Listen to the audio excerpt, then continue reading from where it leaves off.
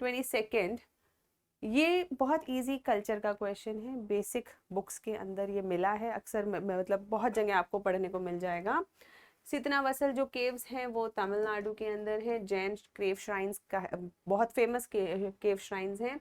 भाजी यहाँ पे महाराष्ट्र के अंदर है, ये भी बुद्धिस्ट केव श्राइन्स हैं। और हमें ये भी पता है कि बेसानगर के अंदर शिवाइट नहीं है, पहली बात तो वैष्णवाइट वहाँ का कल्चर है, और केव्स भी नहीं है, वो किसी और हिस्टोरिकल फिगर के लिए फेमस है, बेसिकली केव्स के लिए तो डेफिनेटली फेमस नहीं है। तो आंसर में ये दोनों ठीक हैं। और अब again the trick of UPSC is how many, not विच।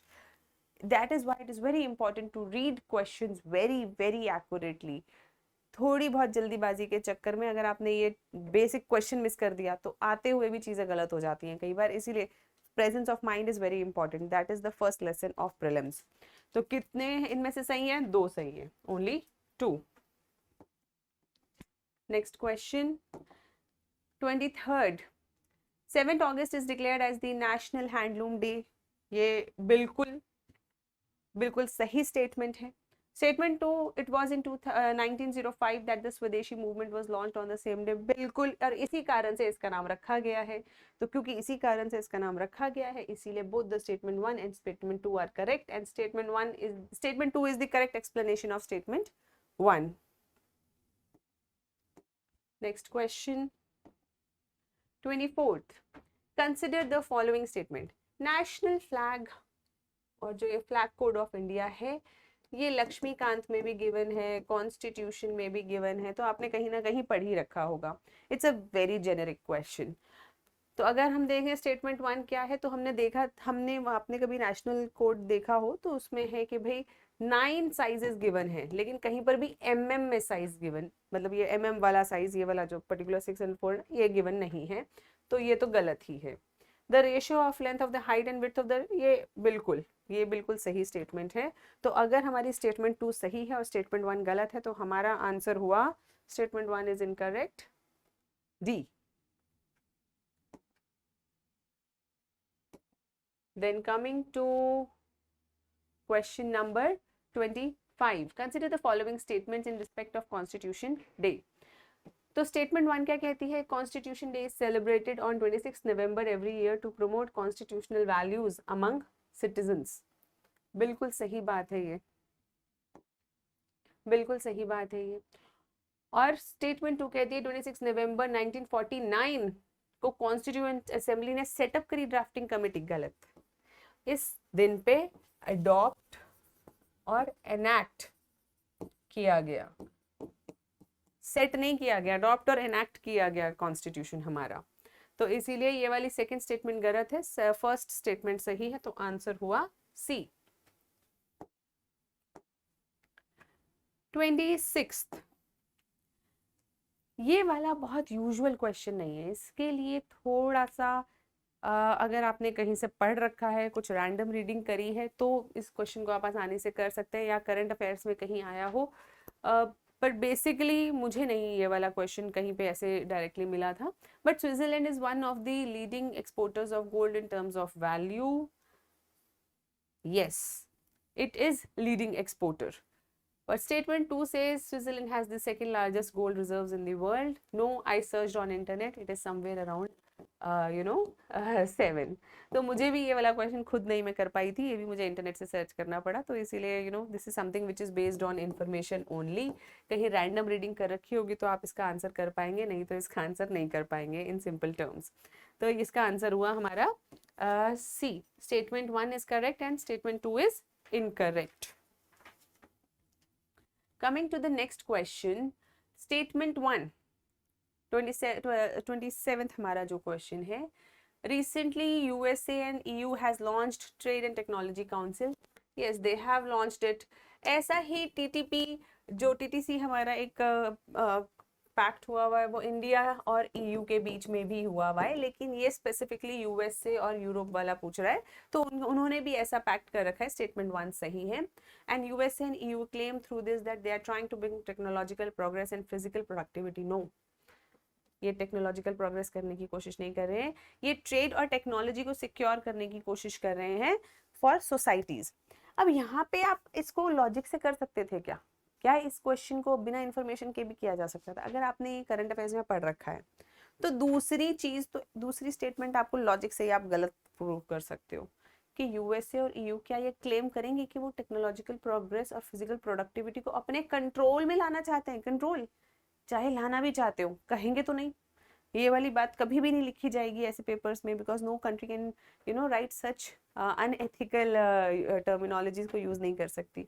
तो ये तो आप बिना मतलब आप ना भी पढ़ा हो आपने कहीं पे, तब भी आप इसे गलत कर सकते हो। तो आपका आंसर सीधा सीधा आ गया, statement 1 is correct and statement 2 is incorrect. See then next question, India accounts for 3.2% of global exports of goods. Wrong. Current affairs के अंदर बहुत जगह इकोनॉमिक सर्वे कहीं कहीं पे आपने डेटा पढ़ा होगा, इतना तो नहीं है, इतना तो हमारा टारगेट है ना, 3% ले जाना हमारा टारगेट है, 1% समथिंग अराउंड हमारा वो हमारा कुछ ग्लोबल एक्सपोर्ट ऑफ गुड्स रहा है। और लोकल कंपनीज, फॉरेन कंपनीज ने प्रोडक्शन लिंक्ड इंसेंटिव स्कीम्स का फायदा उठाया, बिल्कुल उठाया होगा, ऐसा तो हो ही नहीं सकता कि ऐसे कोई फायदे नहीं उठाए गए हो। तो अगर हम इसका भी आंसर देखें तो आंसर है हमारा statement 1 is incorrect and statement 2 is correct, D. तो ये तो एक ऐसी एम्बिगुअस सी स्टेटमेंट है जो करेक्ट होनी मतलब लग ही रही है कि करेक्ट होगी ही, है ना। तो हम लॉजिक से भी इस आंसर को कर सकते हैं, लेकिन हाँ ये वाला डेटा आपने अगर करंट अफेयर्स में पढ़ रखा है तो ही आप इस क्वेश्चन के इस वाली स्टेटमेंट को आप कर पाएंगे अच्छे से। 29. Consider the following statements. The Stability and Growth Pact of European Union is a treaty that limits the levels of budgetary deficit of these countries of European Union, makes the countries of European Union to share their infrastructural facilities, and enables the countries of European Union to share their technologies. Basically Stability and Growth Pact हमें नहीं पता अभी क्या है, हमने नहीं सुना इसके बारे में कभी भी कि ये स्टेबिलिटी और ग्रोथ पैक्ट क्या है यूरोपियन यूनियन का। तो स्टेबिलिटी और ग्रोथ जैसे शब्द ना जनरली बजट से रिलेटेड चीजों के लिए यूज किए जाते हैं। FRBM, आप हमेशा देखो कहीं पर भी आप स्टेबिलिटी प्लान्स, ये हमेशा बजट के लिए यूज करे जाते हैं। तो क्या ये इंफ्रास्ट्रक्चर के लिए स्टेबिलिटी ग्रोथ जैसी चीजें होंगी? इंफ्रास्ट्रक्चर हमेशा प्रमोशन जैसे कहना चाहिए, ग्रोथ, एक्सेलरेटेड ग्रोथ, इन सब की बातें करेगा, है ना। तो बेसिकली ये तो नहीं लग रहा लॉजिक से। skip my my throat is not right now, that is why you have to bear with me. दूसरा जो ये हमारा थर्ड ऑप्शन है कि वो टेक्नोलॉजीज आपस में शेयर करेंगे, उसके लिए भी स्टेबिलिटी जैसा कुछ नहीं है, स्टेबिलिटी शब्द उसके लिए जमता नहीं है, तो ये भी नहीं होगा। और ये हमें पता ही है कि बजट के लिए ऐसे स्टेटमेंट्स यूज होते हैं। तो how many statements? Only 1 is correct. Now next question, 30th. Recently, all the countries of United Nations have adopted the first ever compact for international migration, the Global Compact for Safe, Orderly and Regular Migration. ऐसा all countries नहीं, current affairs में भी given था कि शायद Austria ने इसको नहीं एक्सेप्ट किया है।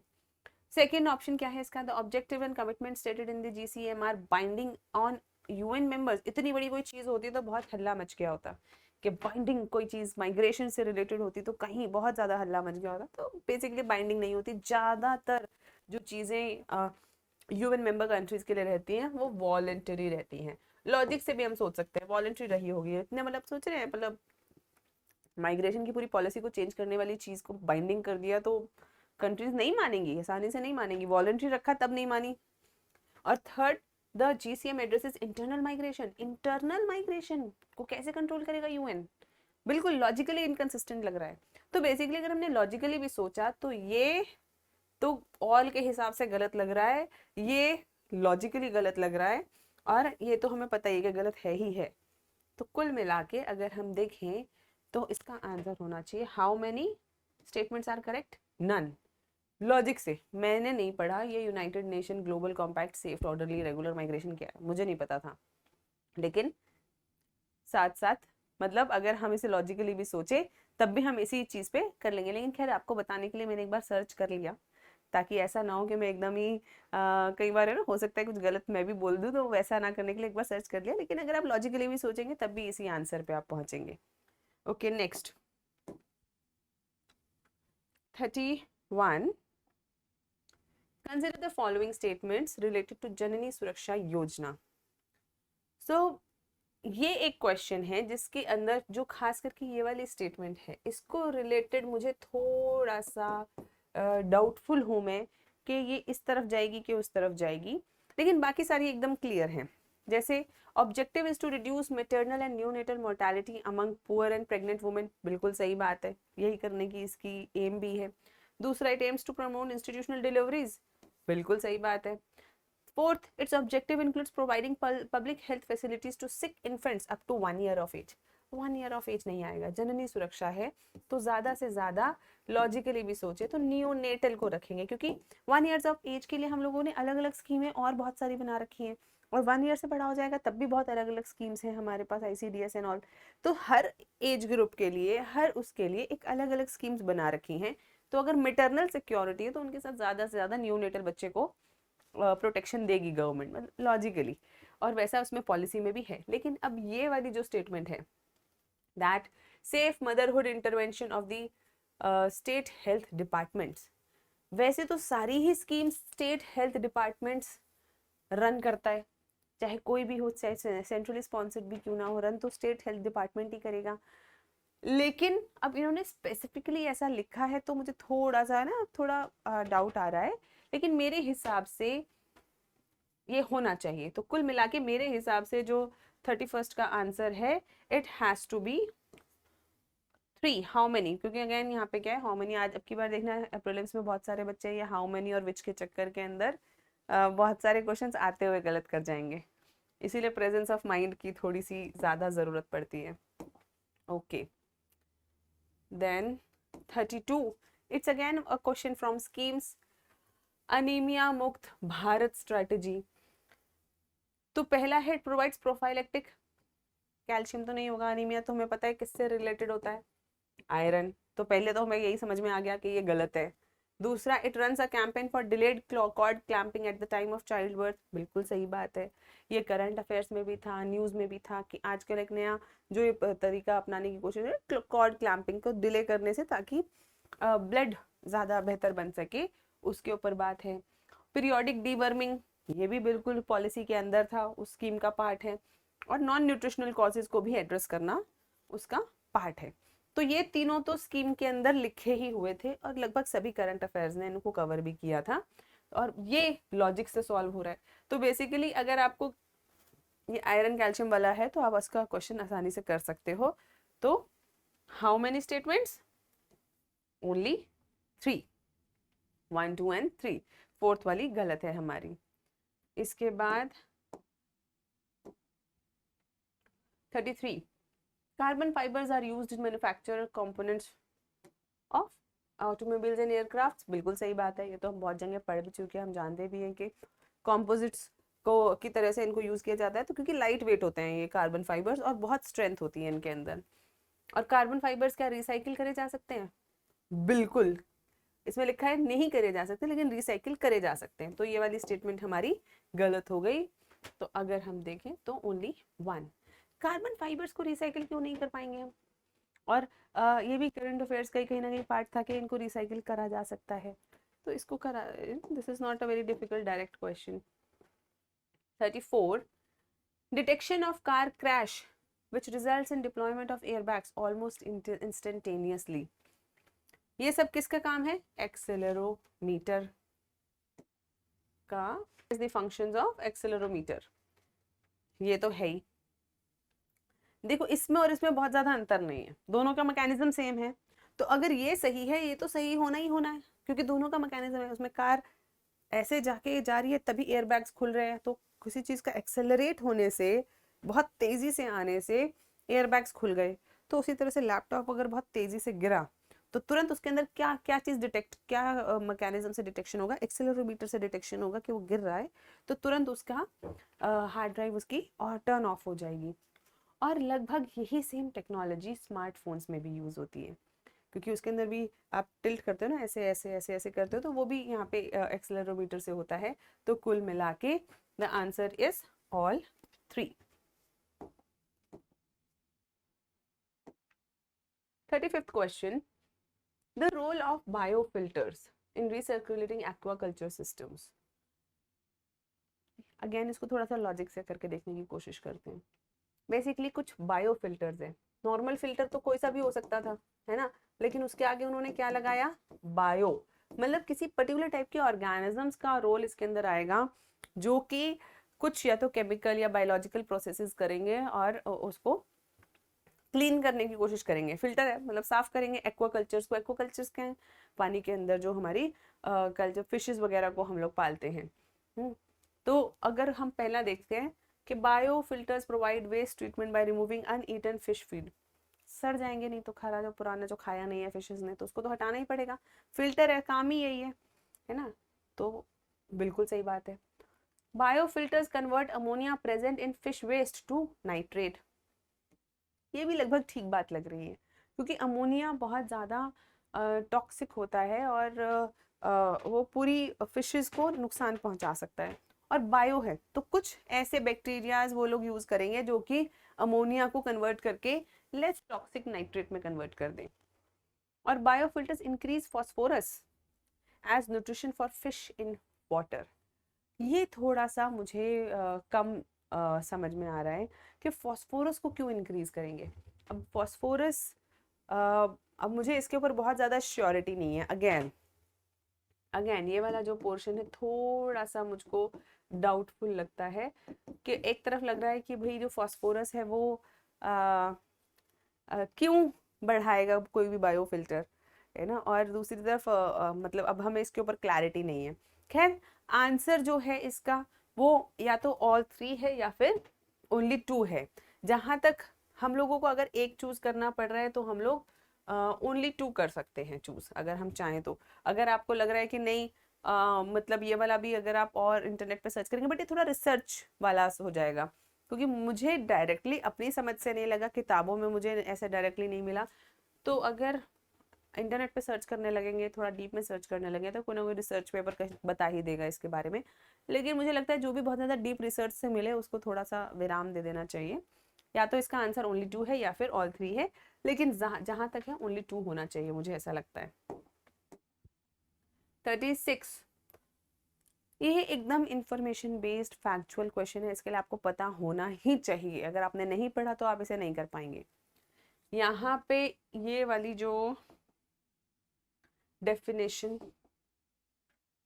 ये वाली जो डेफिनेशन है वो इसकी है और ये वाली डेफिनेशन इसकी है, और पल्सार की डेफिनेशन एकदम ठीक है ना। इस पे हम ज़्यादा टाइम नहीं लगाएंगे क्योंकि हमें पता है कि ये इंफॉर्मेशन बेस्ड है, इसके अंदर ज़्यादा कोई लॉजिक लगाने का टाइम नहीं है ना। तो इसके अंदर क्या है, ओनली 1, हाउ मैनी, सिर्फ एक ही स्टेटमेंट ठीक है, और वो कौन सी है, third. Pulsars are neutron stars that are formed when massive stars run out of fuel and collapse.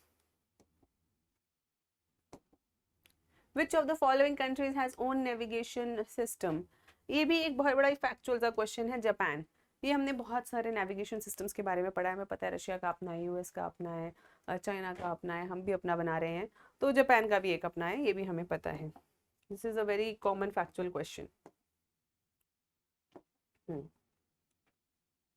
अब देखो ये क्वेश्चन लॉजिक से हो सकता है, मतलब इंफॉर्मेशन प्लस लॉजिक। जो अग्नि 5 है उसके विषय में हमने कितनी बार पढ़ा है कि वो आईसीबीएम है, उसी का तो प्राउड लिए हम घूम रहे हैं। आईसीबीएम मतलब इंटरकॉन्टिनेंटल बैलिस्टिक मिसाइल, उसी की धूल हम देते रहते हैं इधर उधर कि हमारे पास आईसीबीएम है।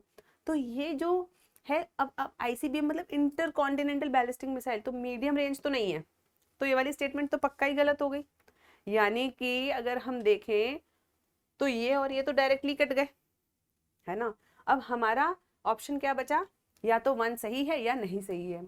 अब हमें पता है कि बैलिस्टिक मिसाइल्स और क्रूज मिसाइल्स के अंदर अंतर होता है। बैलिस्टिक मिसाइल्स ऐसे जाती हैं और क्रूज मिसाइल्स सरफेस के अलोंग प्रोपेल होके जाती हैं, है ना। तो बैलिस्टिक मिसाइल्स जेट प्रोपेल्ड होती हैं, और ये क्या बोल रहे हैं, ballistic missiles are jet propelled at subsonic speeds throughout their flights. they are not jet propelled, rocket propelled, okay, and while cruise missiles are rocket powered, नहीं, only, ये गलत है, उल्टा कर दिया। बैलिस्टिक मिसाइल्स जो होती हैं वो इनिशियली पावर करी जाती हैं, उसके बाद वो प्रोजेक्टाइल मोशन से मूव करती हैं। इनको पूरे टाइम एनर्जी की जरूरत नहीं होती, सिर्फ स्टार्टिंग के अंदर वो लोगों को इनिशियल फेज में, तो ये भी गलत है। तो कुल मिला के ये भी गलत है, ये भी गलत है, और आंसर इज डी। देखो ये हमने बहुत जगह पढ़ा है, हर डिफेंस का बेसिक लेक्चर भी अटेंड करोगे, कहीं पर आप साइंस का बेसिक लेक्चर भी अटेंड करोगे, वहाँ पे भी आप बैलिस्टिक और रॉकेट पावर्ड ये क्रूज मिसाइल के विषय में पढ़ोगे। तो बहुत ही बेसिक जगह से इन्होंने क्वेश्चन पूछा, कोई बहुत डिफिकल्ट क्वेश्चन नहीं है ये। Consider the following statement, mercury pollution, gold mining activity is a source of mercury pollution in the world. Yes, gold का जो ओर होता है उसको निकालने के अंदर भी मर्क्यूरी यूज होती है। अब देखो जब आप साइंस पढ़ रहे होंगे या जब आप केमिस्ट्री वाला चैप्टर कर रहे होंगे, तब ये ना बड़ा बोरिंग सा लग रहा होगा आपको पढ़ते समय, कि पता नहीं क्यों पढ़ा रहे हैं, इसका और ये होता है, इसके और के अंदर ये पोल्यूशन होता है। लेकिन देखो क्वेश्चन पूछ लिया यूपीएससी ने, है ना, तो पढ़ना पड़ेगा। ये वाली जो कुछ चीजें हैं उनका कुछ कोरिलेशन बना के आपको याद करना पड़ेगा। तो गोल्ड माइनिंग के अंदर मर्क्यूरी पोल्यूशन होता है, coal based thermal power plant में भी मर्क्यूरी पोल्यूशन होता है, और कोई सेफ लेवल्स नहीं है मर्क्यूरी के, थोड़े से लेवल पे भी मर्क्यूरी पॉइजनिंग हो सकती है। याद करो मिनामाटा, थोड़ा सा कॉन्सेंट्रेशन जो फिशेस के अंदर बढ़ गया था, उसी से डिजीजेस कॉज हो जाती हैं, है ना। So there are no safe levels. तो कौन सी कितनी स्टेटमेंट्स ठीक है? All three statements are correct. 40th question, with reference to green hydrogen, consider the following statements. It can be used directly as a fuel in internal combustion. Yes, current affairs के अंदर given था. It can be blended. PIB का article है, yes it can be blended. NTPC ने अपना blended वाला plant लगाना start भी कर दिया है। क्या इसको हाइड्रोजन फ्यूल सेल की तरह व्हीकल्स में रन कर सकते हैं? बिल्कुल, नितिन गडकरी जी ने रिसेंटली लॉन्च किया था। एकदम करंट अफेयर्स के ऊपर बेस्ड क्वेश्चन है, एनवायरमेंट से लिंक करता हुआ। तो इसका आंसर है all three. How many statements are correct? All three are correct. Home guards, तो क्या कह रहा है question? With reference to home guards consider the following statements. 3 statements are given and we have to, from above given statement we have to see how many of the above statements are correct. So correctness of these 3 statements has to be checked and then we have to see. तो first statement कह रहा है home guards are raised under the home guards act and rules of the central government.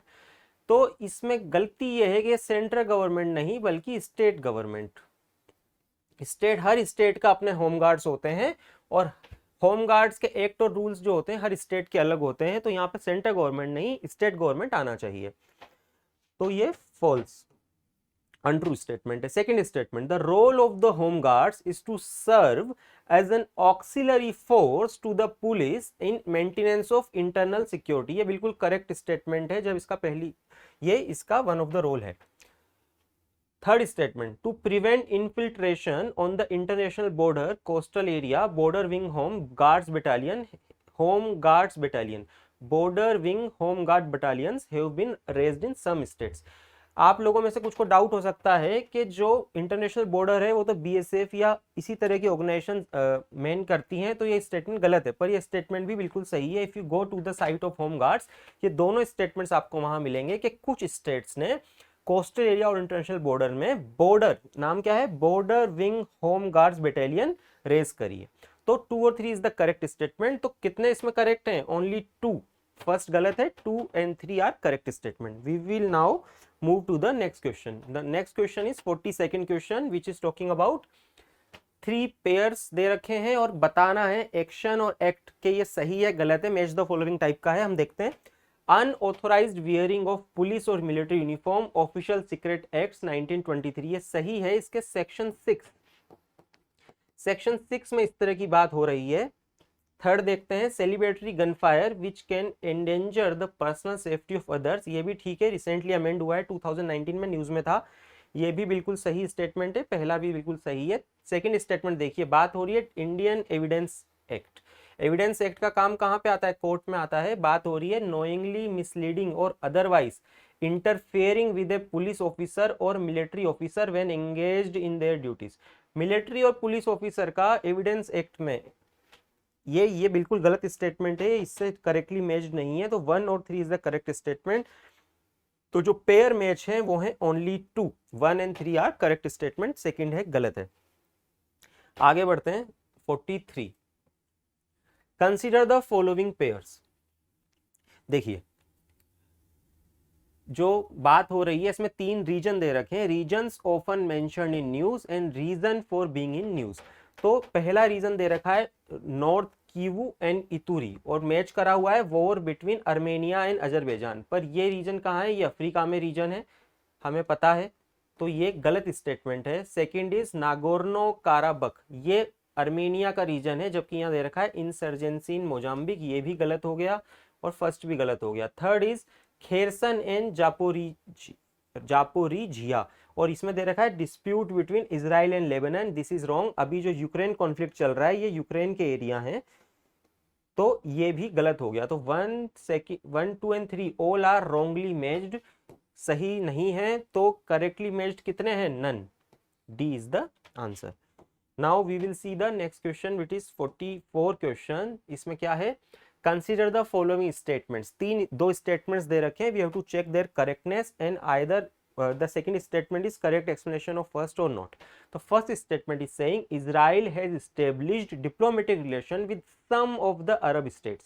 देखिए it is always been in the news since many years that there is a conflict and tension between Israel and Arab states, but some progress has been made by both Israel and Arab states, and Israel has established diplomatic relation with some of the Arab states. It's a true statement, correct statement. Second statement is saying Arab Peace Initiative mediated by Saudi Arabia, ये अरब league करके एक organisation है, उन्होंने इसको propose किया था, आगे बढ़ाया था, और मीडिएट किसने किया था, सऊदी अरेबिया ने। ये कह रहा है स्टेटमेंट वो signed by Israel and Arab league.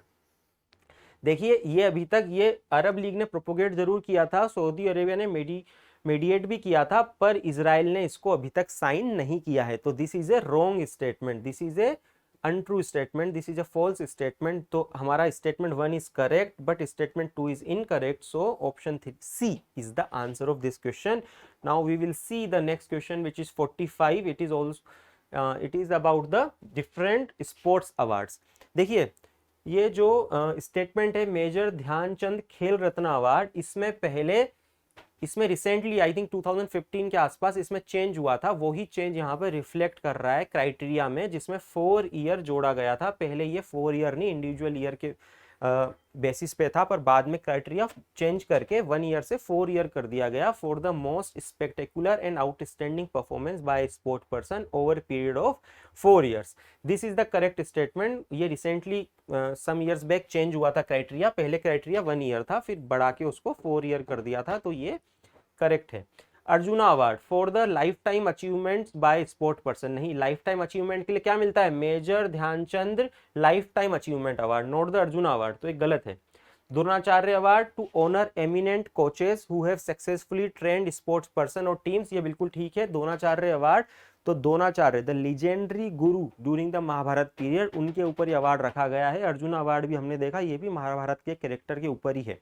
Both of these awards are related with the sports, but one is for the sports person and other is for teacher, यानी कि coach। तो third is right, first is right, second is wrong। Fourth, राष्ट्रीय खेल प्रोत्साहन पुरस्कार to recognize contribution made by sports person even after their retirement, this statement is wrong, it is for the organizations who are promoting the sports। So 1 and 3 is the correct match, second and fourth are wrong, so only 2 are correctly matched, so answer will be only 2, यानी कि B option रहेगा दोस्तों। और अब हम अगले पे बढ़ते हैं जो कि है 46। Consider the following statements in respect of 44th chess olympiad 2022। This is in news, current affair का सीधा सीधा सवाल है। अगर आपने न्यूज देखी है, आप करंट अफेयर्स को फॉलो कर रहे हो, न्यूज को अच्छे से पढ़ रहे हो, it is a very simple question and it was the first time that chess olympiad was held in India, it is correct, true। Official mascot was named Thambi, ये भी ट्रू है। Third, trophy for the winning team in the open section is the Vera Menchik cup, ये गलत है, wrong statement है। Trophy for the winning team in the women's section is the Hamilton Russell cup, ये भी गलत option है। Only 1 and 2 is the right answer, so only 2.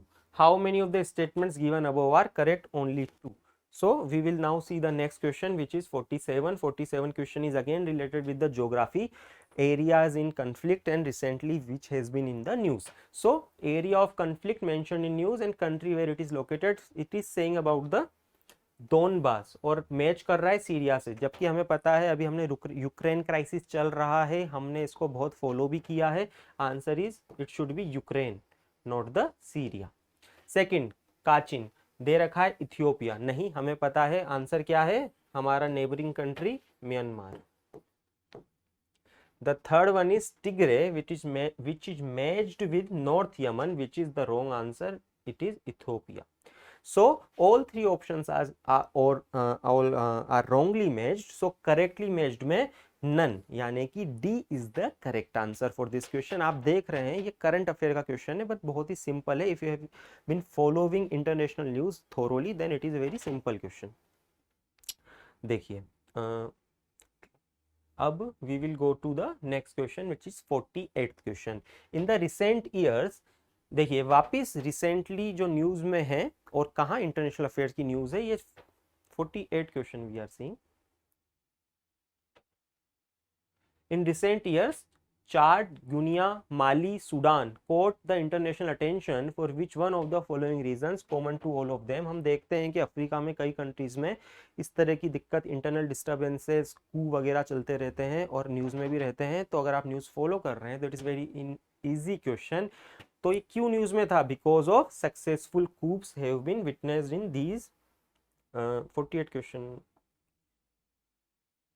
in successful coups were recently has been seen. What are the other options? Discovery of rich deposits of rare earth elements, establishment of Chinese military bases, and southward expansion of Sahara Desert. All these three are wrong options. The correct option is, friends, successful coups.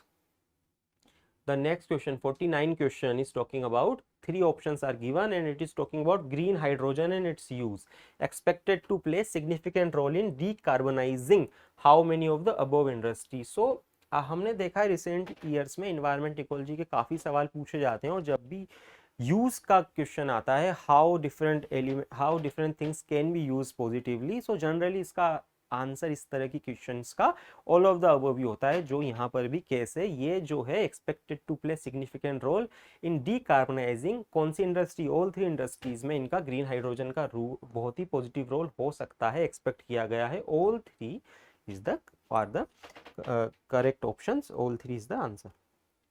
तो 50 question consider, देखिए G20 अभी India के पास ही presidency है और कई बार news में भी है, सो एक्सपेक्टेड क्वेश्चन था, आया है क्वेश्चन। क्वेश्चन क्या पूछ रहा है? Consider the following statements about G20। G20 के बारे में स्टेटमेंट्स पूछ रहा है। क्या कह रहा है? G20 group was originally established as a platform for the finance minister and central bank governors to discuss the international economic and financial issues. बिल्कुल सही बात है। और digital public infrastructure is one of India's G20 priorities, ये भी बिल्कुल सही statement है। बोथ स्टेटमेंट्स आर करेक्ट और करेक्टनेस ऑफ द स्टेटमेंट्स ही पूछा है, आंसर हो गया सी। देखिए बहुत ही सिंपल क्वेश्चन है, if you have been following the news और आपको पता हो कि क्या अभी न्यूज में है, तो आने का प्रोबेबिलिटी है 51। Again a question from geography, consider the following statements, three options are given and we have to see the statements कितने इनमें से करेक्ट हैं। The correctness of the statements has to be seen. इसमें Jhelum river passes through Wular lake, standard NCERT, बिल्कुल सही है। The next two, Wular river, Krishna river directly feeds Kolleru lake, नहीं, directly नहीं करता और इनकी मिलीजुली जो इस डेल्टा में जो रिवर्स हैं वो करते हैं। कृष्णा रिवर डायरेक्टली फीड नहीं करता कोलेरू लेक को, गलत है। Meandering of Gandak river formed कनवार lake, ये बिहार में बात हो रही है, ये बिल्कुल सही स्टेटमेंट है। सो 1 और 3 इसमें करेक्ट है दोस्तों, सेकंड ऑप्शन रॉन्ग है।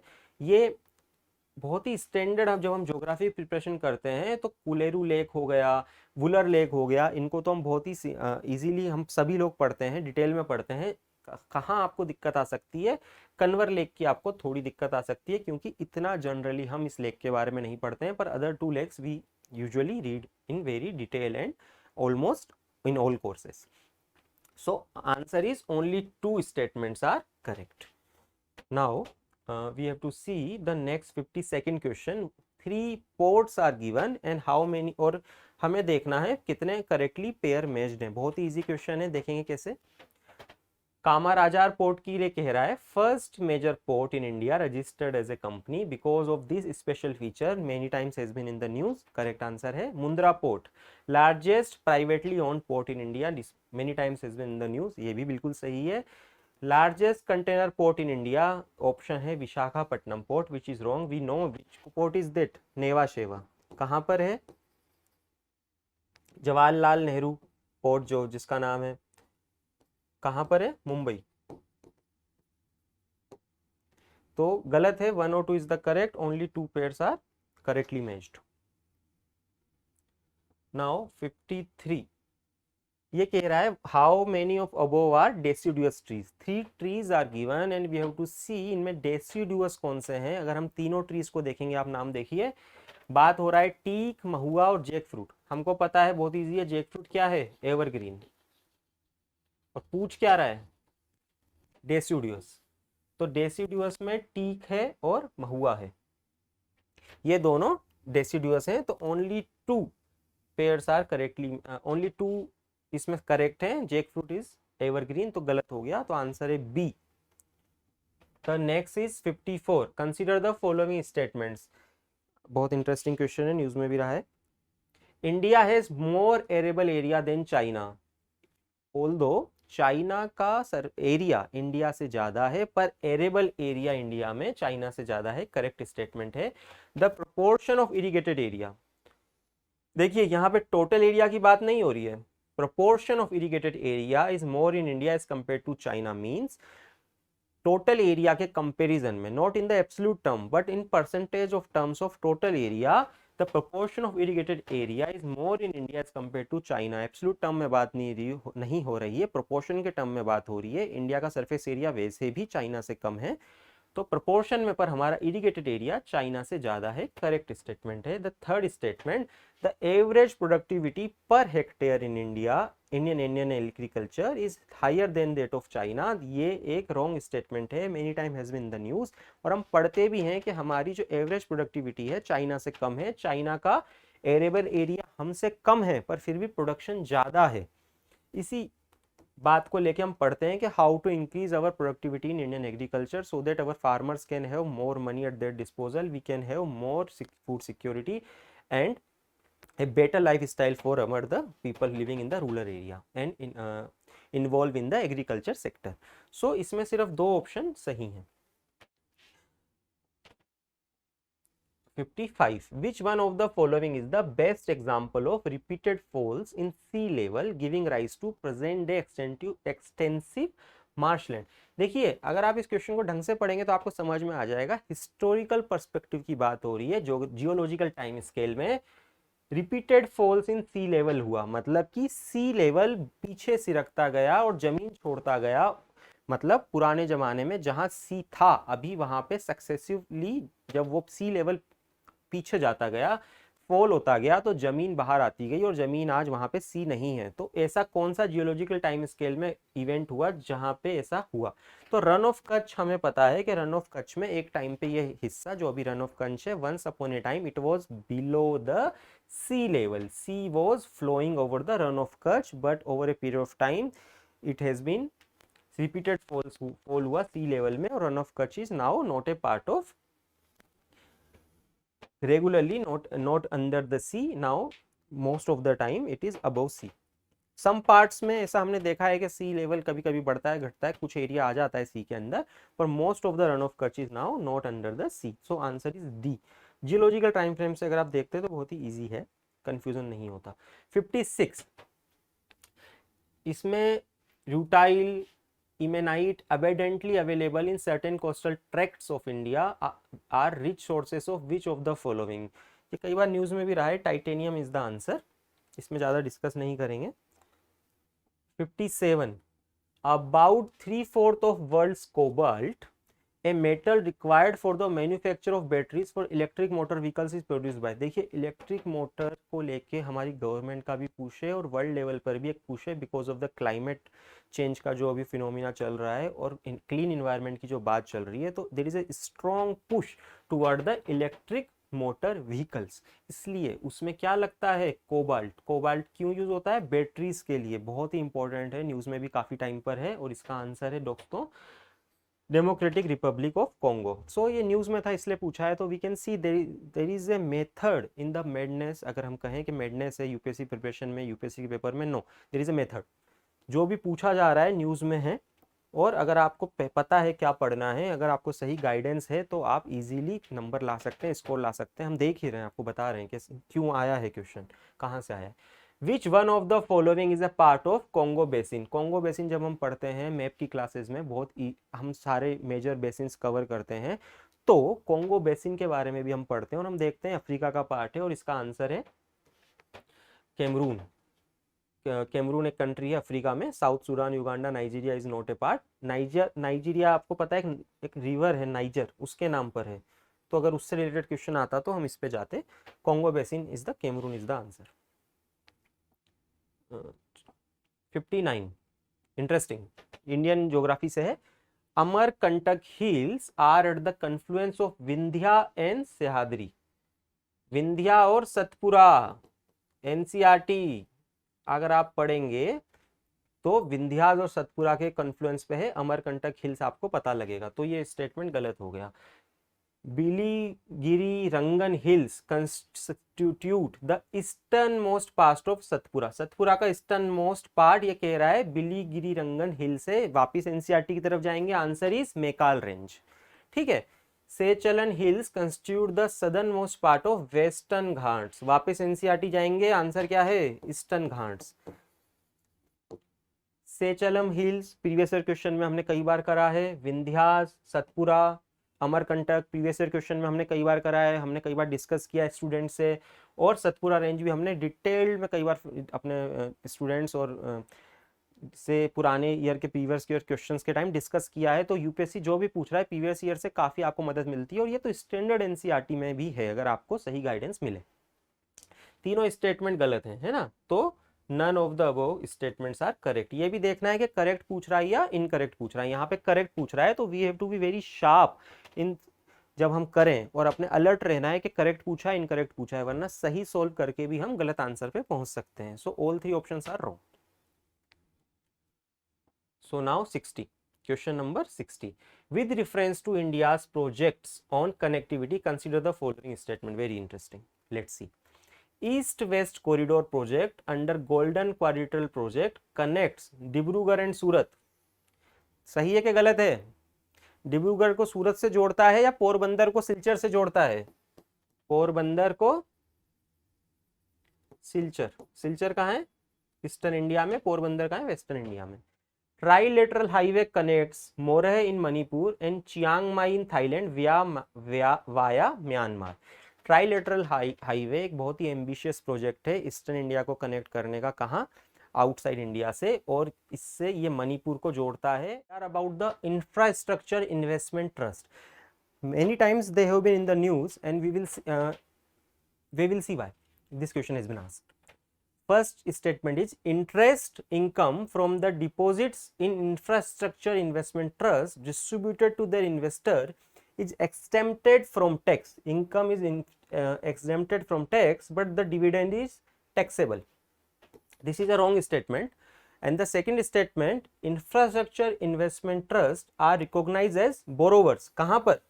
SARFAESI act 2002। तो ये स्टेटमेंट्स करेक्ट स्टेटमेंट है, पर एक और एक्ट है सिक्योरिटीज कॉन्ट्रैक्ट्स रेगुलेशन एक्ट 1956। वहां पे इंफ्रास्ट्रक्चर इन्वेस्टमेंट ट्रस्ट जो हैं उनको एज ए लेंडर ट्रीट किया गया है। किसमें? सिक्योरिटीज कॉन्ट्रैक्ट रेगुलेशन एक्ट 1956 जिसको कि अमेंड किया गया है 2021 में, वहां पे ये न्यूज में था कि वहां इनको क्या ट्रीट किया गया है, लेंडर ट्रीट किया गया है। और यहां पर सरफाइसी में पूछ लिया क्वेश्चन, वहां पे बोरोवर्स हैं, कंफ्यूज नहीं होना है। तो statement D is the answer, which is saying statement 1 is incorrect but statement 2 is correct. So this is the answer. Now we will move to the next question, which is 62nd question.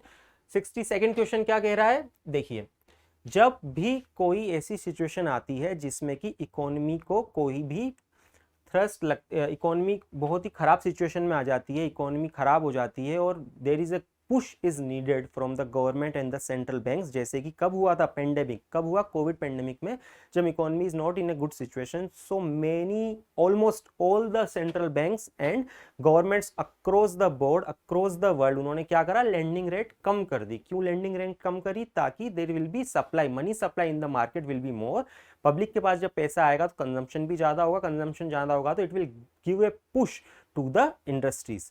इस वजह से सारी almost all the central banks across the board, उन्होंने क्या करा, उन्होंने market जो interest rate है वो कम कर दी, उससे मार्केट में मनी सप्लाई बढ़ गई। उससे थोड़े टाइम बाद क्या होता है, जब भी मनी सप्लाई बढ़ती है क्या होता है, इन्फ्लेशन प्रेशर्स बढ़ जाते हैं। So it is about this, because of these inflationary pressures which has been seen by many countries, क्या रिसेंटली हुआ, in the post pandemic recent past many central banks worldwide had carried out interest rate hikes।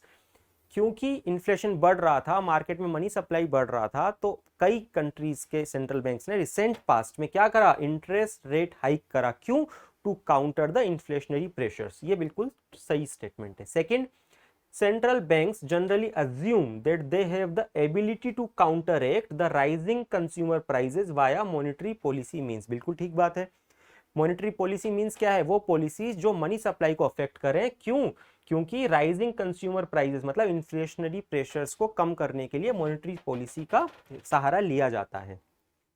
ये भी statement सही है, पर क्या ये correct explanation है जिसके कारण रेट हाइक हुई है? बिल्कुल करेक्ट है, क्योंकि हमने यही देखा रेट हाइक क्यों होती है। तो answer is a, both statement 1 and statement 2 are correct and statement 2 is the correct explanation for statement 1। So हमने देखा, आपको सिर्फ एक करंट अफेयर की न्यूज इसमें चाहिए थी कि कुछ सेंट्रल बैंक ने क्या करा है, इंटरेस्ट रेट हाइक करे हैं। बाकी दोनों स्टेटमेंट का जो लॉजिक है ये तो जो स्टैटिक पोर्शन है इकोनॉमी का वहां से है। Okay, so now we will see the next question, climate change and carbon market. So it is not unexpected that these question will be asked if you are a serious candidate। ये question तो expected था और आपने तैयारी भी करी होगी if you have the right guidance।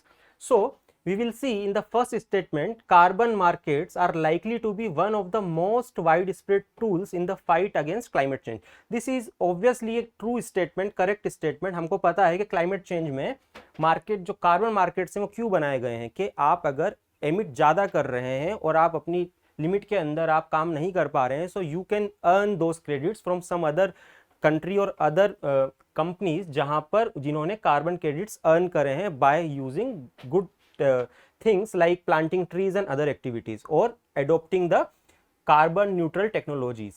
So you can buy those from the carbon market। So it is a true statement। The second statement which is little bit complex for people, क्या है, carbon market transfer resources from the private sector to the state.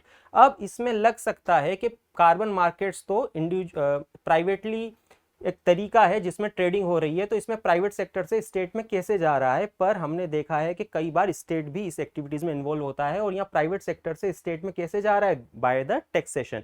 ये एक तरह का सिन tax है जहां पर if you are emitting more than which, अगर आपको जितना अलाउ है उससे ज्यादा आपने एमिट करा है तो you have to pay certain amount of money to the state which will be used by state towards the activities of promotion of climate change. So both statements are correct statement, true statement. Now we have to only see if second statement is the correct explanation of the first statement or not। so यहाँ पे हम आ गए कि हमें सिर्फ देखना है A और B में से, तो इसका करेक्ट आंसर है A। क्या है A? both statements and statement 1 and 2 are correct and statement 2 is the correct explanation for statement 1। कैसे? देखिए, अगर आपको पेनलाइज किया जाएगा एमिट ज़्यादा करने के लिए, तो मोर चांसेस हैं कि अपने टैक्सेशन को बचाने के लिए, पेनल्टी को बचाने के लिए आप क्या कौन सी अडोप्शन करेंगे, क्लाइमेट, वो प्रैक्टिसेस जो क्लाइमेट को नुकसान ना पहुंचाएं, जो कि क्लाइमेट फ्रेंडली हो. So it is a way of promoting climate change, which is why we are saying carbon markets is one of the most widespread tools in fight against climate change. So this is because of this, statement 2 is a correct explanation for statement 1. So now we will move to next question 64. From a basic part of economy. So according to it, which of the following activities RBI is considered to be part of the sterilization activity of RBI? So we all know in static portion you must have studied, it is A, conducting open market operations. Next question. So this is again from static economy. If you have read some book or notes, this is pretty easy question that you must be able to do it. So according to it, how many of the above are included in capital market? So we all know capital market includes bond market as well as stocks. So these two are definitely part of capital market. And at the same time, we know treasury bills, certificate of purchase and bills of exchange, etc. All of these are part of money market. So call money market, it says only money market, and this treasury bill also is part of money market. So definitely if we say how many of the above are included in capital markets, we can say only two are part of money market, this capital market. Next question, 66. So this is an interesting question. Now, there are very less chances that you must have read about this small farmer, a large field. Definitely it was part of current affairs and it is a upcoming field. So if you have read it, definitely you will be able to do it. But if you have not read it, still you will be able to do this question. So this question might appear very difficult, very lengthy, and you might feel कि I will not be able to do this question without reading. So let's see if we can do it without ever hearing about it. So the name says small farmer, large field. So it is something like empowering the farmer to have large field. Even when the farmer is small, the person is having small field, yet it is somehow trying to get them to a large field.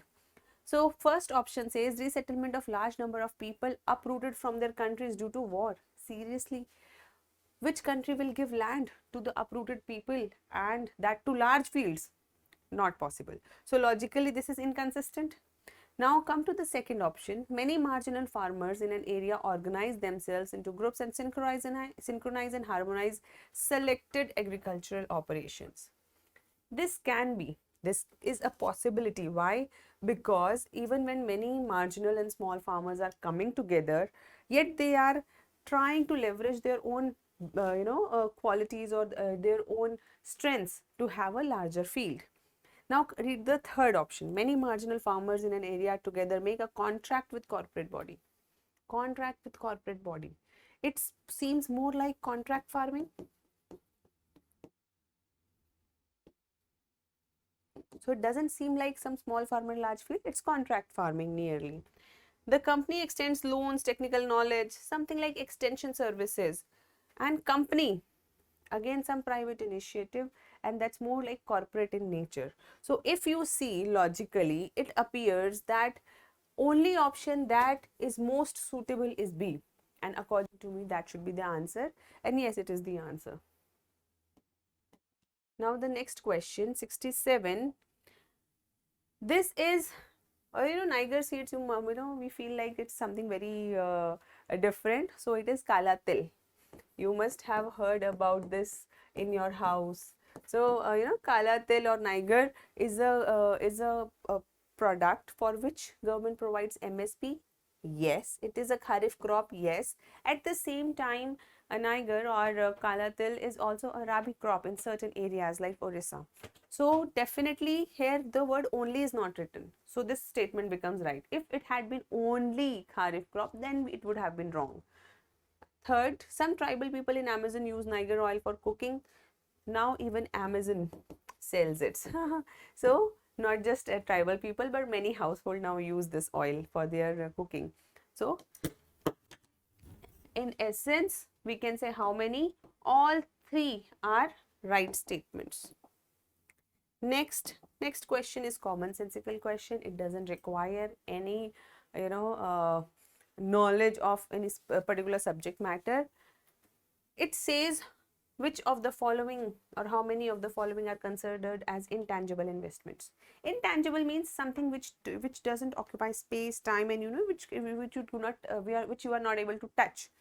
So brand recognition. Brand is something which is in air. You cannot touch it. Can you touch Nike? You can touch a Nike shoe, but not Nike. So similarly, intellectual property, you cannot touch. It's not tangible. And mailing list of clients. So, the list, that's an intangible thing. So list may convert into some kinds of benefit or may not. So if you can say what exactly is tangible? Inventory. And if properly consider the word list, then maybe this also. But for major understanding, commonsensical understanding, I think that inventory is the tangible part and all other are intangible investments. So answer is C, only 3. Next question, 69. So this is something which if you have not read it, you will not be able to do. There is, I am not able to find, yes, there is one logical thing that we can find, but it's again coincidental. Now see the options of 3 and 4. So it says for horizontal tax devolution, 15th Finance Commission uses how many of the above criterias other than population, area and income distance. This means already there are 3 criterias: population, area and income distance. So if you have read 15th Finance Commission, of course you will be able to do it, but let's see if you have not read it. Population, area and income distance. Now see the options 3rd and 4th. Governance, reforms and stable government. If the government is stable, reforms will rocket. If you do reforms, the government will not remain stable. Some kind of a discrepancy in the two. So both of them cannot be true at the same time. Now you are left with 3 options, and that is the answer itself: demographic performance, forest, ecology and tax and fiscal efforts. So now other than population, area and income distance, the other 3 are the criteria for 15th Finance Commission for horizontal tax devolution.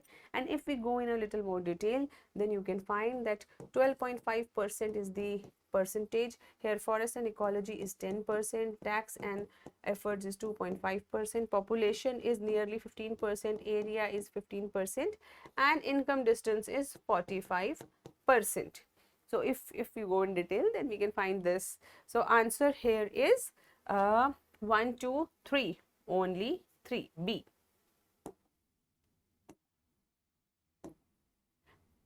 Consider the following infrastructural sectors. Now again, like in this question, if you have not read it, you will not be able to answer. Even I didn't knew the answer, I had to search for it. So I cannot expect you to know this answer. So maybe it is one of the questions which, if you have read it in current affairs, very fine, else it is a little skippable. So there are 3 things directly mentioned: affordable housing, healthcare, renewable energy. Apart from that, there are various sites which mention about transport being dealt in this, but mass rapid transport word I could not find, and this is a very specialized kind of transport. So if it is not mentioned specifically, I will consider it not being part of it. So again, the question is how many? So there are only 3. Now next question, 71. Now this is an interesting question. Now if you know certain facts, if you have read science and tech a little bit also, you will be able to do it. It's a very easy question, very easy. So it says So, let's not read statement 1, just read the statement 2. Uranium enriched to the extent of at least 60% is required for the production of electricity. Seriously, with 20% enrichment, we make bombs, So it's really too much of enrichment, and that's pretty hard to get it. So, the moment you read it, the statement 2 becomes wrong. You don't even have to read statement 1, because your answer is, if statement 2 is incorrect, your answer is C. But let's read statement 1. India, despite having uranium deposit, depends on coal for most of its electricity production. You know about it. Yes, we know that we are mainly dependent on coal based electricity. That's proven fact. Electricity के बारे में आपने कुछ भी पढ़ा हुआ है, थोड़ा सा भी पढ़ा हुआ है, कुछ भी आपको understanding है, you will be able to do this answer. It's very easy as a question. Next, 72. So marsupials are a special kind of organisms which are not naturally found in India. Yes, they are not naturally found in India.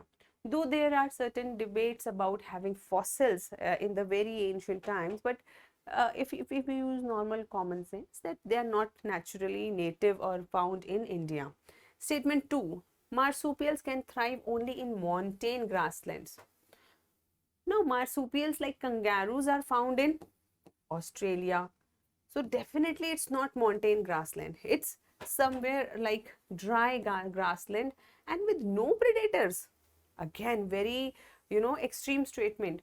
Nobody will be able to predate marsupials. Very extreme.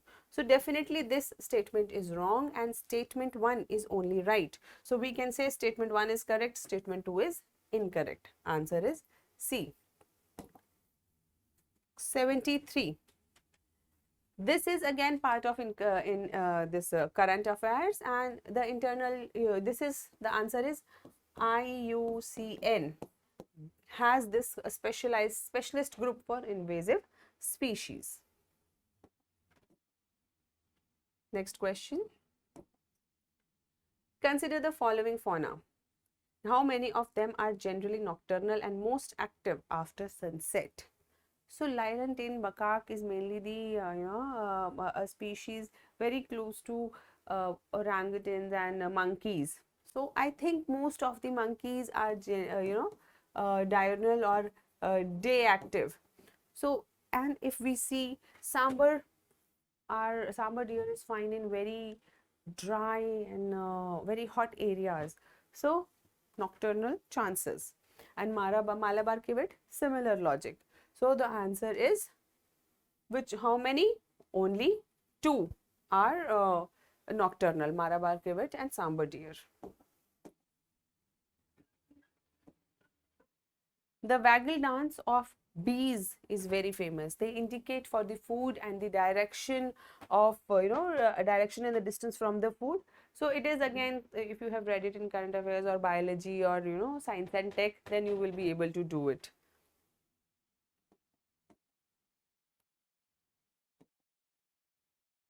Now this is again an interesting question. Even if you know it or you not know it, if you have a little idea, you will be able to do it with a little knack. Now the words used here is always some. More chances of being correct. Some mushrooms have medicinal properties. Yes, they are used in medicines. We know that. Some mushrooms have psychoactive properties. Yes, we know that certain mushrooms are used as psychotropic medicines also, painkillers also. So related. You can mark it right. Some mushrooms have insecticidal properties. Very much possible. And some mushrooms have bioluminescent properties. रात को चमकना, they shine a little bit in late night. So definitely all the 4 seems to be correct. How many are correct? All the 4. Next question, Indian squirrel. Now this is a tricky one. I could not actually did it. I could not do it actually with my common logic. You have to know the specialized thing, or else you will not be able to do it rightly. This is what I think. Now, squirrels we have seen always in cartoons and movies, and we see that squirrels burrow their nuts, and they build their nests in burrows. So this is how we learn from movies, etc. But there's not much information about Indian squirrels that we know. We have been, knowing about squirrels more about the movies which have been made in West. And but if you are nature loving person, you have been to villages, so then you can see, you know, squirrels making nests on trees. So as the information has been gathered, it seems that the statement that squirrels are omnivorous is correct. In ground and store their food in ground, but something is different about Indian squirrels. So they are majorly known as arboreal. Arboreal means that they live on trees and make their nests on trees, therefore store their food on trees. So now with this logic and this information, rather, this and this statement becomes wrong, but yes, definitely they are omnivorous. So how many of the above statements are correct? It seems the answer is 1, or A, only one statement is correct. Moving on to the question number 78. Again, you know, the same logic that we used earlier, some. Definitely there are some organisms that can grow in environment with temperatures above the boiling, you know, in springs, in sulfur springs, we find it, hot springs. Some microorganisms can grow in environment with temperature below the freezing point of water. Yes, many we can find in ice. Some microorganisms can grow in highly acidic. Yes. So there are certain examples also in environment books, but apart from that, even by logic you can see there is, nature is such diverse entity that definitely there must be some, not all, some organisms like this. So how many of the correct statements are there? All 3 are correct. 79. Which one of the following makes a tool with a stick to scrape insects from hole in a tree and a log of wood, or a log of wood? So if you watch this, you know, Discovery Channel and all of this, Animal Planet, then you will be able to answer this question, because I have seen certain you know, certain reels or videos about orangutan doing it, and definitely I searched on internet, the answer is orangutan. So they take a stick, they burrow it in a you know, the holes of ants, and then they take it out and eat it. So that definitely this question is more from Animal Planet. Now the question number 80. Consider the following. HFCs, hydrofluorocarbons, are used in making how many in making of how many of the above are hydrofluorocarbons used? Used in aerosols, definitely. Forming agents, definitely. Fire retardants, definitely. And if all of these are there, aerosol, etc., so I think lubricants also. So all the 4 must be the uses of hydrofluorocarbon. So I think the answer is D. So definitely we have tried to provide you with the best possible answers, yet definitely there can be a little discrepancy from the, you know, 1 or 2 questions with UPSC key. Don't mind that. Let's complete it, and thank you so much. So now we will see the 81st question. In 81st question क्या पूछा जा रहा है? ये कह रहा है which one of the following regions was धन्य कटाका. ये जो धरनी कोटा है आंध्र प्रदेश में, उसका पुराना नाम धन्य कटाका है, जिसमें किस लिए फेमस है? Prominent Buddhist centre. तो ये यही पूछ रहा है कि धन्य कटाका फ्लोरिस्ट हुआ जो बुद्धिस्ट सेंटर अंडर महासंघिका, जो बाद में जाके क्या बना? महायाना बुद्धिज्म. ये कहाँ पे लोकेटेड है? बहुत ही सिंपल क्वेश्चन है. वी नो कहाँ पर है धरनी कोटा? आंध्र प्रदेश में. ठीक है, बहुत ही क्वेश्चन सिंपल है ये, तो इसमें ज्यादा एक्सप्लेनेशन की जरूरत नहीं है. हम इसको अब next question we will see in the 82nd question. If we see in ancient India, consider the following statements. आपको किसके पर्सपेक्ट में देखना है? एंशियंट इंडिया के पर्सपेक्ट में इन स्टेटमेंट्स को देखना है. क्या है statements? The first statement, concept of stupa is Buddhist in origin. देखिए, हमको पता है कि जो बुद्धिस्ट जो स्तूपा है जनरली हम किससे एसोसिएट करते हैं? बुद्धिज्म से एसोसिएट करते हैं, क्योंकि बहुत ही फेमस सांची स्तूपा के बारे में हमें पता है, और भी डिफरेंट स्तूपा के बारे में हमें पता है, पर ये एक मिसकंसेप्शन है अगर आप ये सोचते हैं कि सिर्फ बुद्धिस्ट ओरिजिन है। इसके एविडेंस हैं कि बुद्धिज्म के इमर्जेंस के पहले, बुद्धिज्म कब इमर्ज हुआ, 6th सेंचुरी बीसी, उसके पहले भी there was a tradition of building stupa, जो बाद में बुद्धिज्म ने भी उसको अपना लिया। And you will be very surprise to know कि मथुरा में जब एक्सकेवेशन हुआ तो एविडेंस मिले हैं कि सिर्फ बुद्धिज्म ही नहीं, एंशियंट इंडिया में जैनिज्म भी फॉलो करता था tradition of building stupas. So first statement, concept of stupa is Buddhist in origin, is a wrong statement.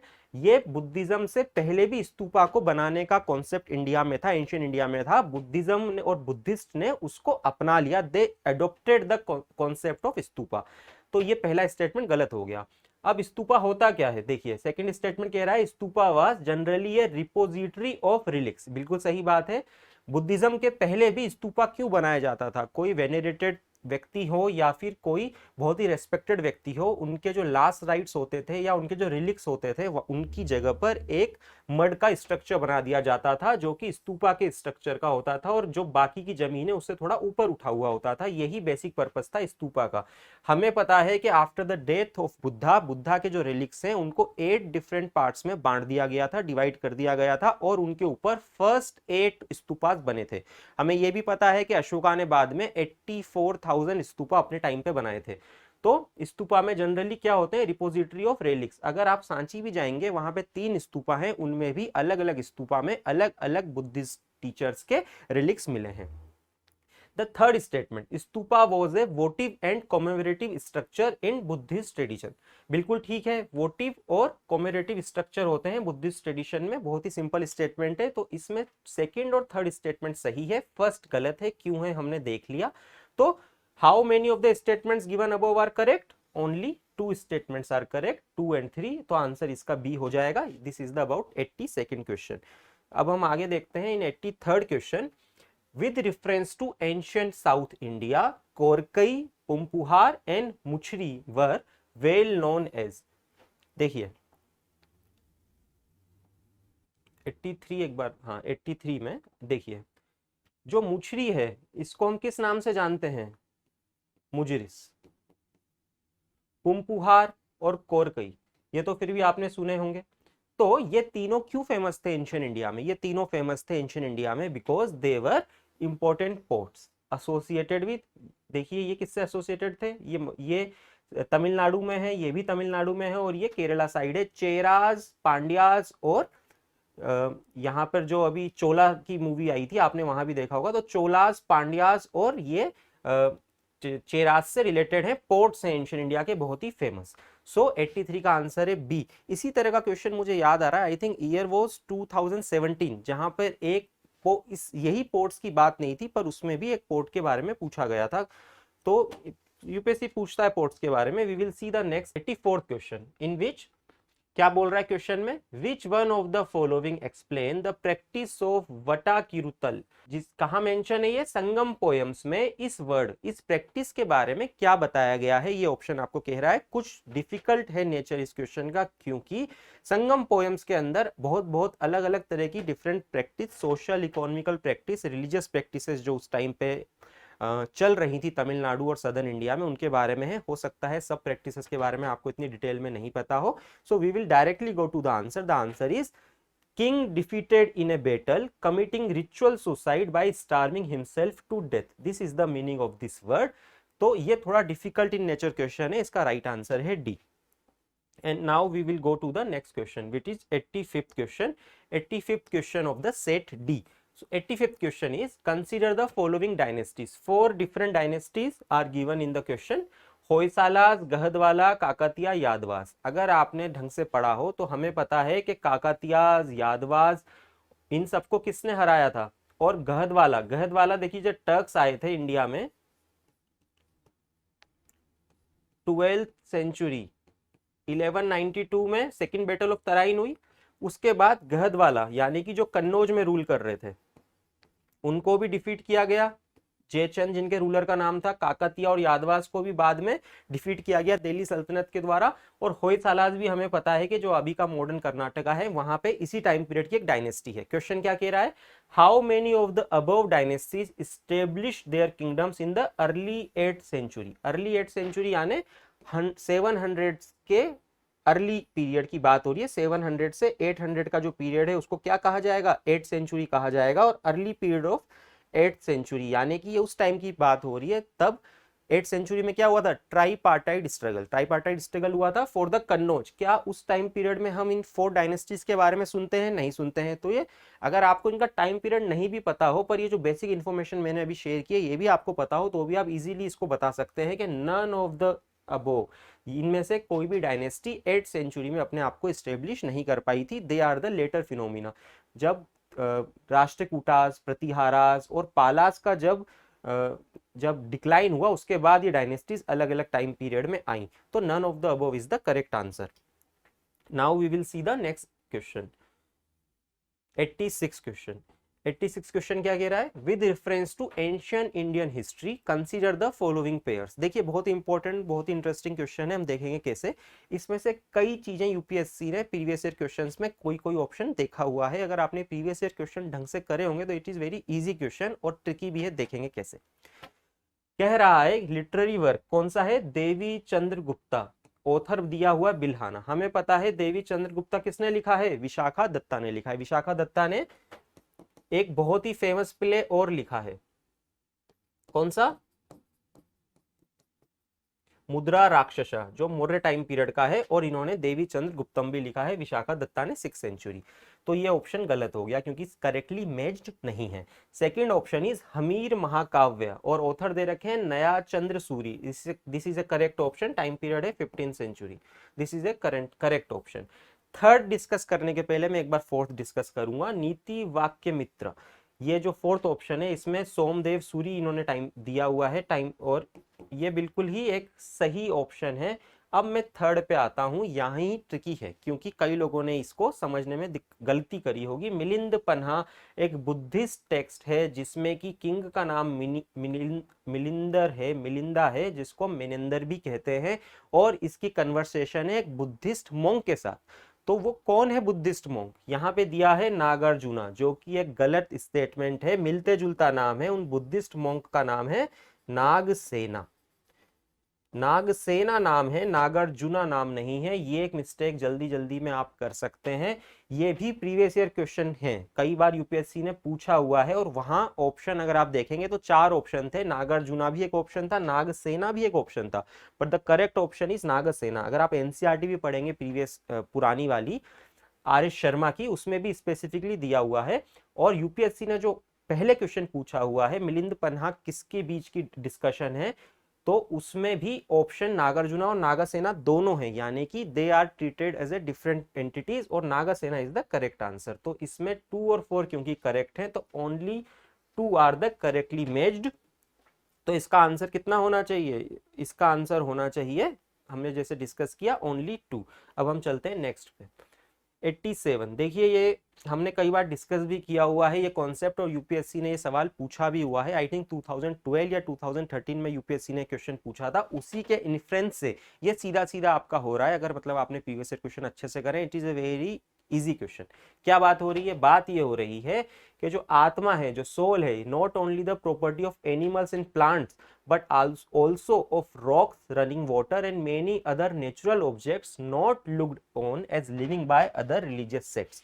कुछ धर्मों में पत्थरों को, पानी को, नेचुरल ऑब्जेक्ट्स को माना गया है कि उनमें आत्मा नहीं होती, सोल्स नहीं होता। पर एक ऐसा कौन सा रिलीजन है जिसमें माना गया है कि above statement reflect one of the core belief के आत्मा इन चीजों में भी होती है। तो ये यूपीएससी के प्रीवियस क्वेश्चन से हमें पता है कि इसका आंसर है जैनिज्म, क्योंकि यूपीएससी के प्रीवियस क्वेश्चन में एक स्टेटमेंट आया था कि कौन सा ऐसा रिलीजन है या जिसमें, या जैनिज्म के कोर बिलीफ से रिलेटेड था, जिसमें माना जाता है कि आत्मा सब जगह विद्यमान है चीजों में। तो इससे जैनिज्म इसका आंसर आता है। Next question we will go, ये भी एनसीईआरटी, जो नई एनसीईआरटीज आई थी उसमें एक विजयनगर के ऊपर एक चैप्टर था, उसमें स्पेसिफिकली इसका मेंशन है, जहां पर एग्रीकल्चर फैसिलिटीज और डक्ट्स के बारे में बात की जा रही थी, वाटर रिजर्वोयर्स की बात की जा रही थी, उससे सीधा सीधा ये सवाल उठकर आया हुआ है। हमने कई बार अपने स्टूडेंट्स के साथ भी डिस्कस किया है, एस्पिरेंट्स के साथ डिस्कस किया है। देखते हैं क्वेश्चन क्या है। Who among the following rulers of Vijayanagara empire constructed a large dam across Tungabhadra. Tungabhadra river के शोर पे कौन सी कैपिटल सिटी थी? हम्पी। हम्पी जो कि कैपिटल सिटी है किसकी? विजयनगर की। तुंगभद्रा रिवर पे है, उसकी बात हो रही है। And a canal cum aqueduct several kilometres long from the river to the capital city, यानी कि हम्पी तक बनाया गया। किसने बनाया है? आंसर है देवराया। ये 15th सेंचुरी के फर्स्ट क्वार्टर की बात हो रही है। 15th सेंचुरी के फर्स्ट क्वार्टर, इनका टाइम पीरियड अराउंड 406 टू 421, कहीं आपको 424 ऐसे मिलेगा। तो ये देवराया की बात हो रही है फर्स्ट। ठीक है, बहुत ही सिंपल क्वेश्चन है। आगे बढ़ते हैं। 89, देखिए ये भी बहुत ही सिंपल क्वेश्चन है अगर आप एनसीईआरटी अच्छे से पढ़ते हैं। देखिए क्या बात हो रही है। Who among the following rulers of medieval Gujarat surrender due to Portuguese. देखिए रूलर्स की बात हो रही है, हमें पता है 1530s में, 1530s में हुमायूं कैप्चर्ड क्या? Gujarat. And who was the last ruler, independent ruler of Gujarat? नहीं, बहादुर शाह। बहादुर शाह की डेथ कैसे हुई थी? पुर्तगीज शिप में डूब के मरने से हो गई थी। पुर्तगीज के साथ एक शिप में ये बात करने गए थे, वहां पे डर गए तो ये कूद गए, किसमें? सी में कूद गए और शोर पे नहीं पहुंच पाए, इनकी ड्रोनिंग से डेथ हो गई। तो Bahadur Shah was the ruler, last independent ruler. और Bahadur Shah because of the threat from the Humayun he surrendered, कौन सा? Due to Portuguese in exchange of military help. This is the answer, C. Easy था, अगर आपको पता है क्या पढ़ना है क्या नहीं पढ़ना है। तो 90, we will go to the next question.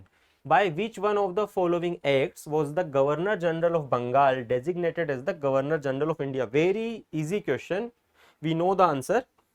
देखिए इसका इवोल्यूशन क्या था? इन 1773 गवर्नर ऑफ बंगाल, उसको क्या डेजिग्नेशन मिला? Governor general of Bengal. और 1833 में this governor general of Bengal is termed as governor general of India. So यही बात हो रही है। बहुत ही सिंपल क्वेश्चन है, ज्यादा डिटेल की बात ही नहीं है, बहुत ही सिंपल फैक्चुअल क्वेश्चन था। ठीक है, अब हम बढ़ते हैं नेक्स्ट क्वेश्चन पे।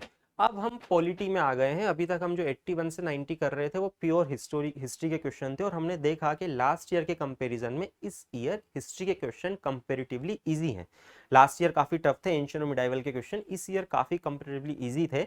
जिन लोगों ने लास्ट ईयर का टफनेस देख के इस साल क्वेश्चन नहीं करे होंगे या फिर इस साल हिस्ट्री को इतना इंपॉर्टेंस नहीं दिया होगा, उनको नुकसान हो सकता है, क्योंकि बहुत ही इजी सवाल थे, क्वेश्चंस थे।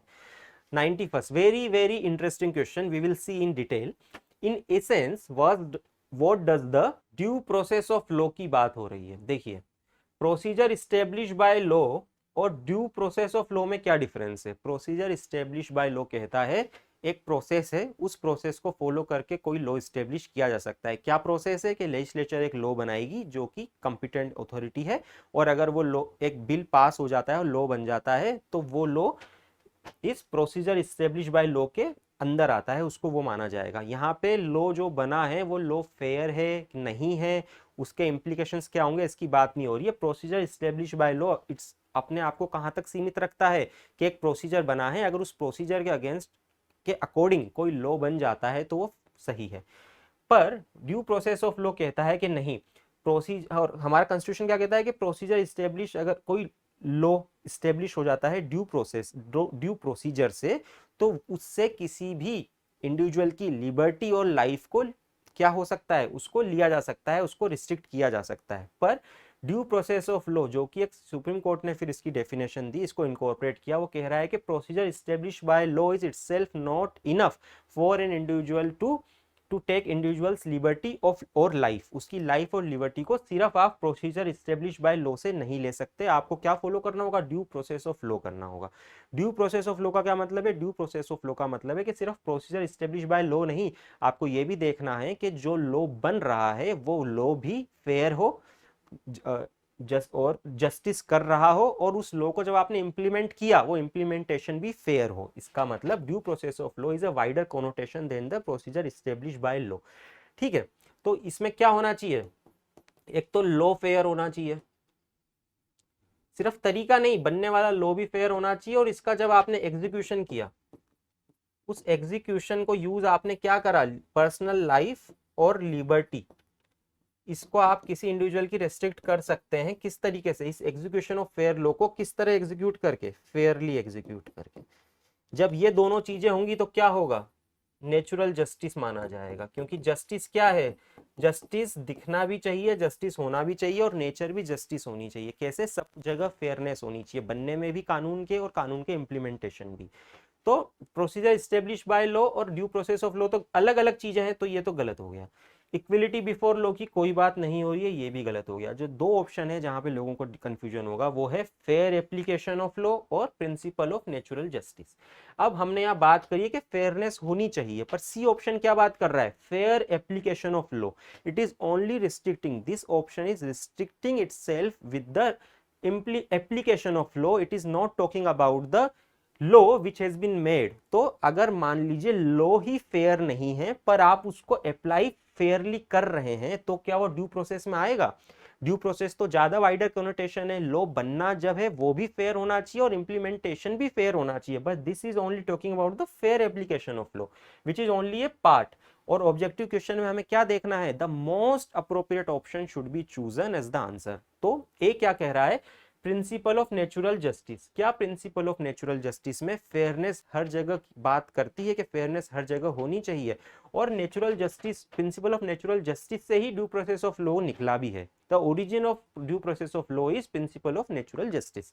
So this is the answer. इसलिए मैं कह रहा था कि थोड़ा इंटरेस्टिंग क्वेश्चन है, डिटेल में देखना पड़ेगा क्योंकि इसमें डाउट हो सकता है। फेयर एप्लीकेशन ऑफ लॉ की जगह अगर fairness of law and its application या fairness of law with application कुछ ऐसा होता जिसमें वाइडर कॉनोटेशन होता तो हम उस पर सोच सकते थे, पर because there is a principle of natural justice is present in among the four option, तो this is the most appropriate option among these four option. Interesting question था, टाइम भी लग गया, आगे बढ़ते हैं। 92 देखिए, ये भी एवरेज से थोड़ा टफ में बोलूंगा, देखते हैं कैसे। पहला स्टेटमेंट क्या कह रहा है, In India, prisons are managed by state governments with their own rules and regulations for the day-to-day administration of prison। बिल्कुल सही बात है, बात हो रहा है rules and regulation. State government prison को मैनेज करती है, क्यों करती है, क्योंकि in the 7th schedule of constitution जहां पे डिवीजन ऑफ सब्जेक्ट्स है, वहां पे ये प्रिजन का सब्जेक्ट किसके अंडर आता है, it is under the state government. तो ये ऑप्शन बिल्कुल ठीक है, ट्रू है कि in India prisons are manage by state governments, बिल्कुल ठीक बात है। With their own rules and regulation, बिल्कुल ठीक बात है। For the day to day administration of prison, बिल्कुल ठीक बात है। Second statement, second, in India prisons are governed by the prison act 1894, बिल्कुल ठीक बात है। विच expressly kept the subject of prisons in the control of provincial governments. ये जो सेकंड स्टेटमेंट है, it is a wrong statement.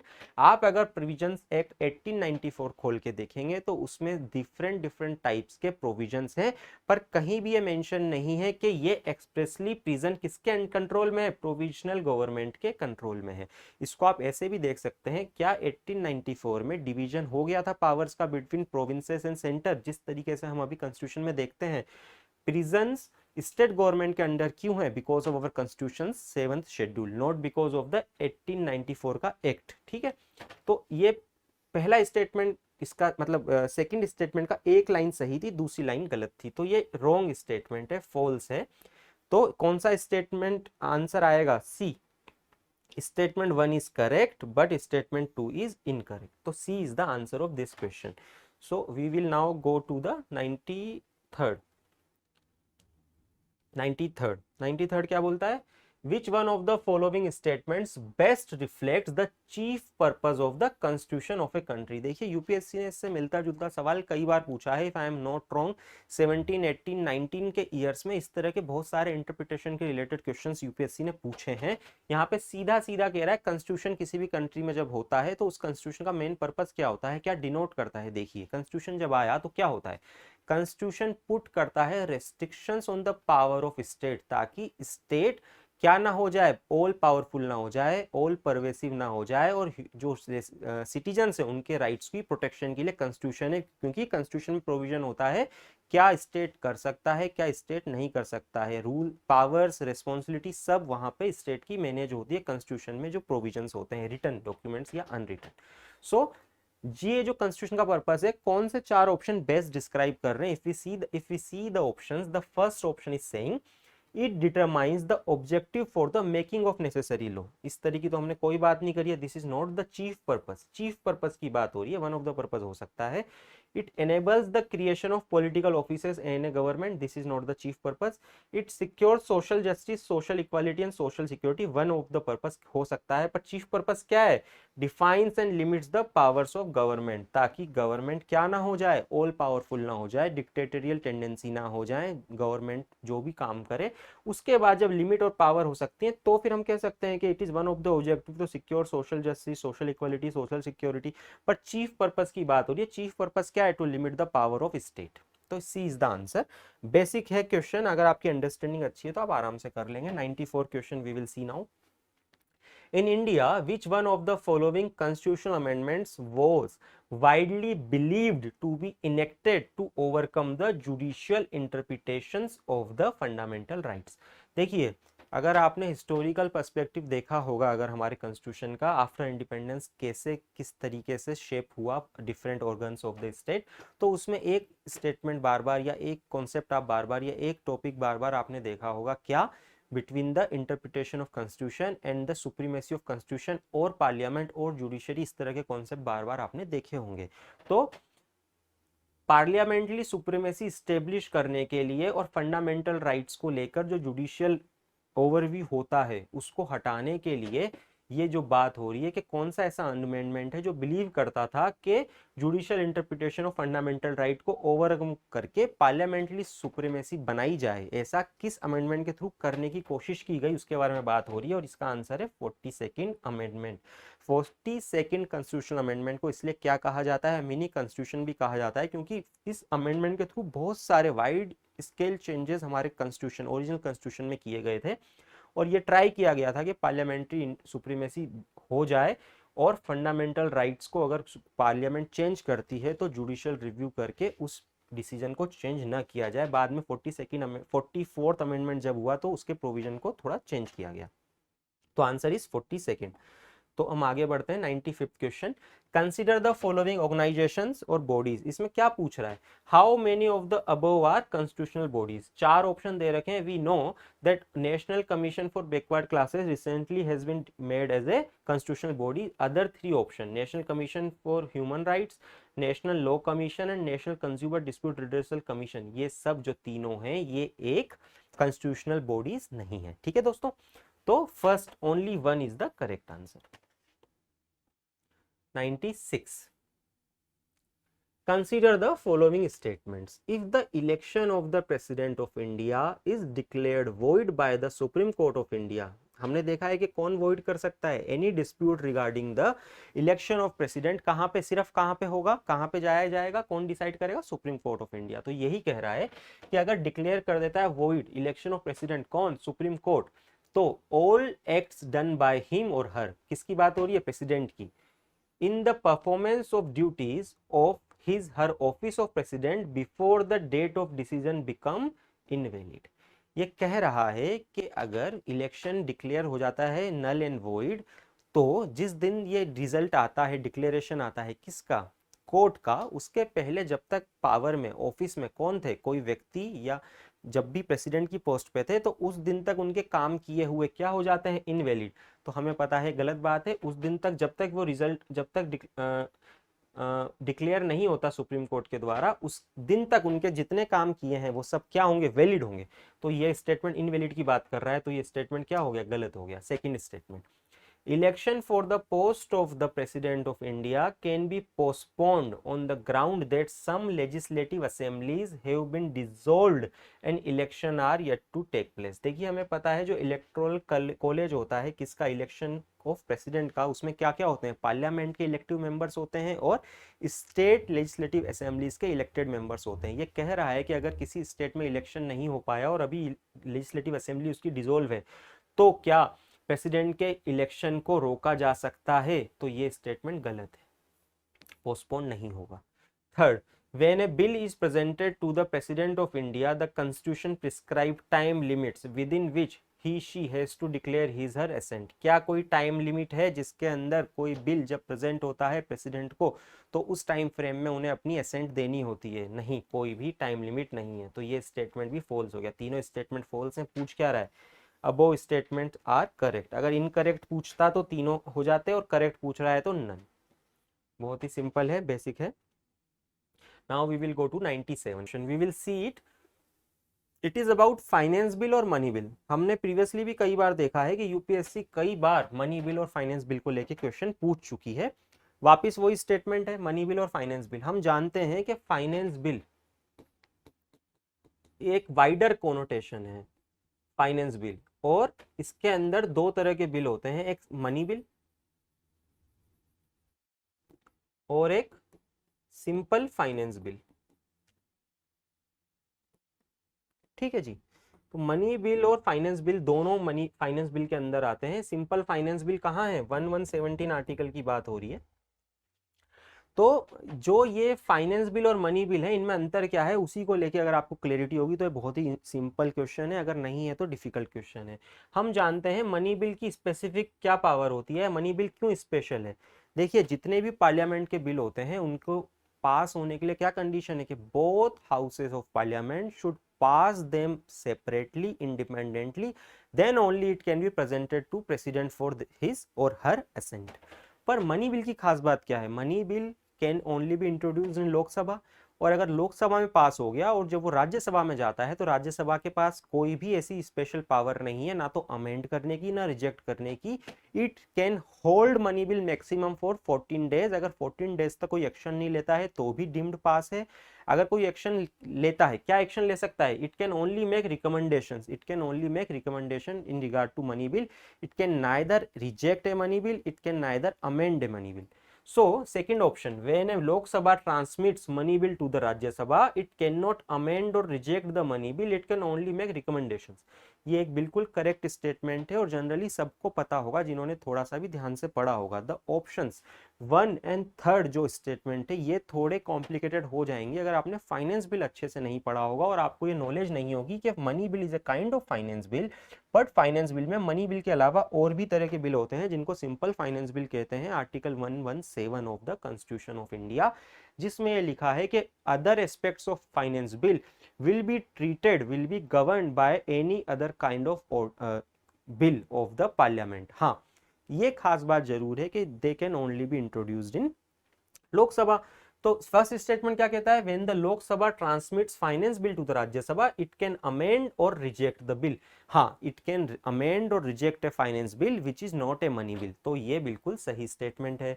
Third statement कहता है in the case of disagreement between the Lok Sabha and Rajya Sabha, there is no joint sitting for money bill, जो कि हम यहाँ second statement में देख चुके हैं। जब पावर ही नहीं है डिसएग्री करने की, रिजेक्ट करने की, तो जॉइंट सिटिंग क्यों होगी? What is the purpose of joint sitting? Joint sitting जब होती है जब there is a deadlock between the two house of the parliament. Deadlock क्यों होता है? एक हाउस ने बिल पास कर दिया है, दूसरा हाउस बिल पास नहीं कर रहा है, तो डेडलॉक हो गया। डेडलॉक को रिजोल्व करने के लिए प्रेसिडेंट क्या बुलाते हैं? Joint sitting of the parliament, जिसमें दोनों हाउस एक साथ बैठते हैं, कंबाइन वोटिंग होती है और सिंपल मेजोरिटी से जो भी हाँ या ना जीतता है, बिल पास होगा या बिल पास नहीं होगा, उस बारे में डिसाइड किया जाता है। तो मनी बिल के प्रोविजन में ऐसा नहीं है क्योंकि राज्यसभा रिजेक्ट ही नहीं कर सकता। But a joint sitting becomes necessary for finance bill, बिल्कुल, क्योंकि इसमें तो सारे प्रोविजन नॉर्मल बिल के होंगे। तो स्टेटमेंट कितने हैं? तीनों के तीनों स्टेटमेंट करेक्ट स्टेटमेंट हैं। चलिए अगले सवाल पे चलते हैं। 98, consider the following statements. It's about community reserve. Community reserve का कॉन्सेप्ट आया है दोस्तों इन 2002।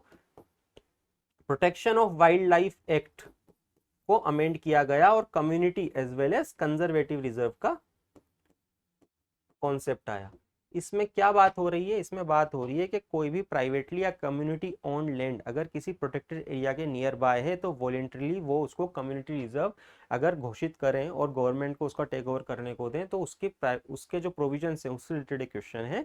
और क्या कह रहा है देखते हैं। First statement is saying chief wild life warden of the state becomes the governing authority of such forest, बिल्कुल ठीक बात है। Hunting is not allowed in such area, ये भी बिल्कुल ठीक बात है। People of such area are allowed to collect non-timber forest produce, गलत बात है, they are not allowed, तो ये स्टेटमेंट गलत हो गया। People of such area are allowed traditional agriculture practices, ये भी गलत है, they are not allowed to practice traditional agriculture in this community reserve area। तो स्टेटमेंट सिर्फ 1 और 2 सही हैं। How many of are correct? Only 2 is the correct answer. We will go to the now next question, which is 99th question. It is talking about the scheduled areas in India, very important art। Schedule 5 और 6 अगर आप देखेंगे तो schedule area tribal area की बात होती है, बहुत ही इंपॉर्टेंट है। सारे शेड्यूल आपको हमेशा ध्यान से पढ़ने चाहिए और अगर आपको पता होगा तो बहुत ही इंपॉर्टेंट सवाल, ये क्वेश्चन बहुत ही इजीली हो जाएगा। देखते हैं कैसे। The first statement is saying within a state the notification of an area as scheduled area takes place through the order of the president, बिल्कुल ठीक बात है। प्रेसिडेंट के ऑर्डर से, नोटिफिकेशन से ही किसी स्टेट के एरिया को क्या डिक्लेयर किया जा सकता है, schedule areas.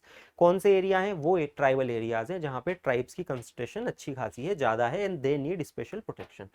Second, the largest administrative unit forming the scheduled area is the district and the lowest is the cluster of villages in the block, ये भी बिल्कुल फैक्चुअल क्वेश्चन, फैक्चुअल स्टेटमेंट है, करेक्ट स्टेटमेंट है। The third statement is saying about the chief administrators of the concerned states are required to submit annual reports to the Union Home Ministry on the administration of scheduled areas in the state। गलत, क्या गलती है? Chief minister नहीं, governor. Governor of the concern states are required to submit reports to the president, not union home minister, president on the administration. तो 1 और 2 is the correct, third is wrong, only 2 correct. How many statements are correct? Clean करते हैं, आगे बढ़ते हैं। 100 last question, क्या बोल रहा है last question? It is about the, पहले स्टेटमेंट पढ़ते हैं। Supreme court of India has held in some judgments that the reservation policies made under article 16, article 16 किसकी बात कर रहा है? एम्प्लॉयमेंट की बात करता है in government offices of the constitution of India would be limited by article 335। 335 क्या बात करता है? Efficiency in administration. would be limited by article 335 for maintenance of efficiency of administration, ये बिल्कुल सही स्टेटमेंट है। इन सम जजमेंट्स में इन्होंने ऐसा बोला है कि इसका प्रोविजन लिमिटेड होगा maintenance of efficiency of administration which is self provided through article 335 of the Indian constitution. Is true statement.